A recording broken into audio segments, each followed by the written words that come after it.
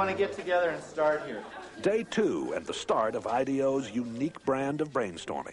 They call it a deep dive, a sort of total immersion in the problem at hand. It's the secret to Ideo's success, designing products for clients as diverse as Nike, Apple, and Procter & Gamble. Ideo's mantra for innovation is written everywhere. One conversation at a time. Stay focused. Encourage wild ideas. Defer judgment. Build on the ideas of others. That's the hardest thing for people to do, is to restrain themselves from criticizing an idea. So if anybody starts to nail an idea, they get the bell, you know. The deep dive begins, and for the next few hours, the ideas pour out and are posted on the walls. Oh, the blind, the privacy blind. Like when you're buying 6 cases of condoms, no one sees. Nesting is, it sort of has to nest. If it doesn't nest, we don't have a solution. How about Velcro pants and Velcro seats for the kids, and you just drop them down on there? Like Velcro seats? Velcro pants for kids? Yeah, see, you have to have some wild ideas. Then you build on those wild ideas, and they end up being better ideas than if you said, if everybody only came up with same things, you know, kind of appropriate things, you'd never like have any points to take off to build a really innovative idea. So you really encourage that kind of craziness, because sometimes it leads to the right thing. It's organized chaos. Organized chaos. It's not organized. What it is it's focused chaos. By 11 a.m., the group begins narrowing down the hundreds of ideas written or drawn on the walls. How? By voting for them. Vote with your Post-it, not with an idea that's cool, but with an idea that's cool and buildable. If it's too far out there and it can't be built in a day, then I don't think we should vote on it. Why not have you be the judge? You're the boss. Because I'm going to be wrong. It's the team that's able to really judge with the best ideas.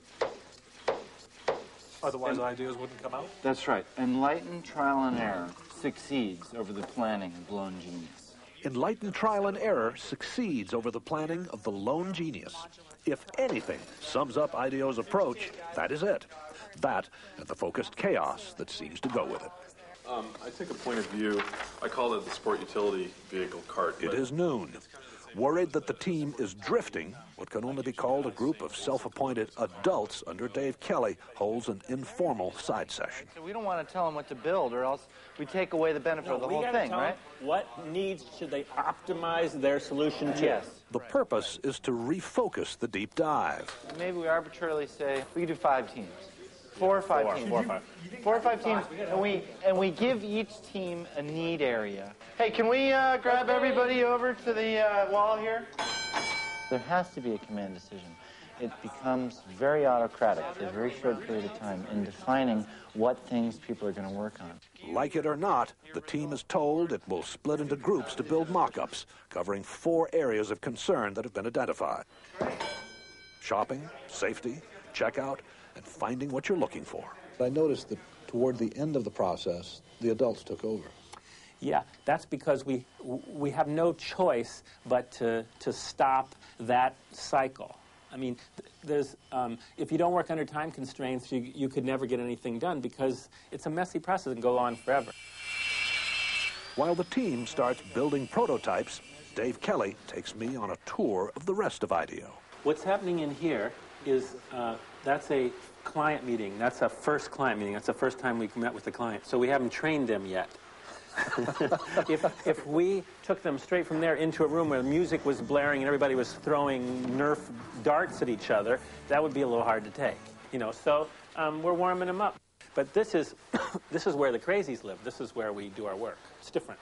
You can tell whether a place is playful in about the first 15 minutes as you walk down the hall. Being playful is of huge importance for being innovative. I mean, if you go into a culture and there's a bunch of stiffs going around, I can guarantee they're not likely to invent anything. Invent anything like this futuristic-looking instrument for kids. So no matter what you do with that thing, you always sound great. You always sound good. You have to make it so that this can happen. Whoa, it didn't break. No, it didn't break.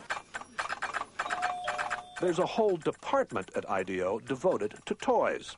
Turns out to be one of its most profitable areas. Fun, too.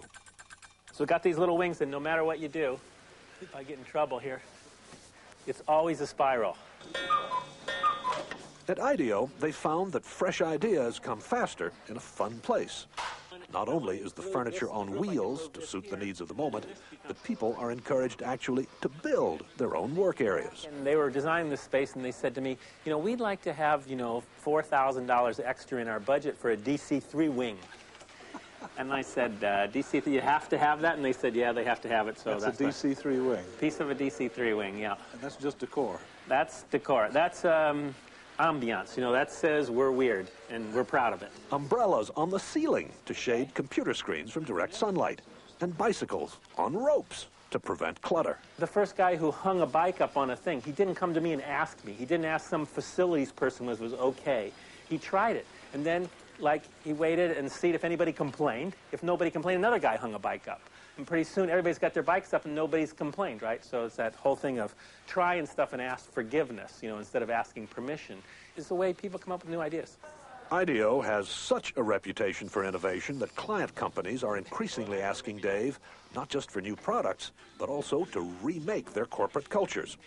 You may be looking at the workplace of the future here. It's one thing to be able to do a product once in a while, but if you can build a culture and a process where you routinely come up with great ideas, that's what the companies really want. Okay, Peter, we're done. Back at the shop, it is 6 o'clock, and the 4 mock-ups are ready for showing.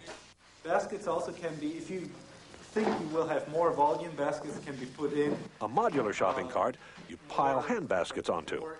A high-tech cart that gets you through the traffic jam at checkout.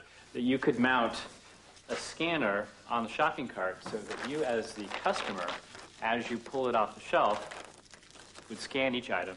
One that's built around child safety, and another that lets shoppers talk to the supermarket staff remotely. Yeah, where can I find a yogurt?